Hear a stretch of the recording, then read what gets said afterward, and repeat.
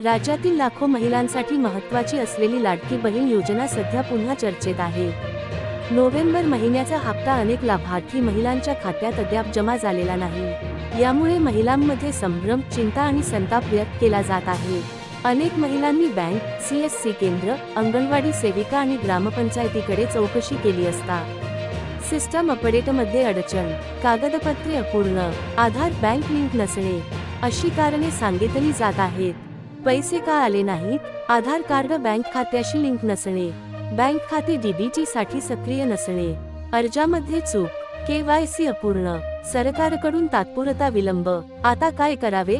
जवळच्या बँकेत जाऊन DBT स्टेटस तपासा, CSC केंद्रात अर्जाची स्थिती तपासा, आधार बँक लिंक त्वरित करा, ग्रामसेवक सेविका यांच्याकडे तक्रार नोंदवा, अधिकृत पोर्टलवर स्टेटस चेक करा।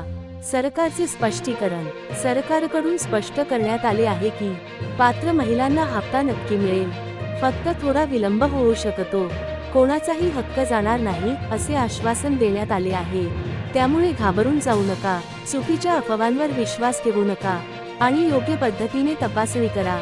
तर मित्रांनो, लाडकी बहीण योजनेचा पैसा का आला नाही, यामागचं नेमकं कारण काय आहे आणि कोणती एक चूक केल्यामुळे हप्ता अडकतो, हे सर्व आज आपण सविस्तर पाहिलं।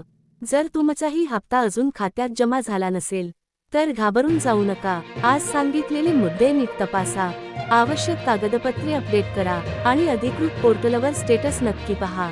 हा व्हिडिओ प्रत्येक लाडक्या बहिणीपर्यंत पोहोचणं खूप गरजेचं आहे, म्हणून व्हिडिओ लाईक करा, शेअर करा आणि अशाच महत्त्वाच्या सरकारी योजनांच्या अपडेटसाठी चॅनलला सबस्क्राईब करा। तुमचा प्रश्न किंवा अनुभव असल्यास खाली कॉमेंटमध्ये नक्की लिहा, आम्ही तुमच्या प्रत्येक प्रश्नाचं उत्तर देण्याचा प्रयत्न करू। धन्यवाद। पुन्हा भेटू पुढच्या मोठ्या अपडेटसह।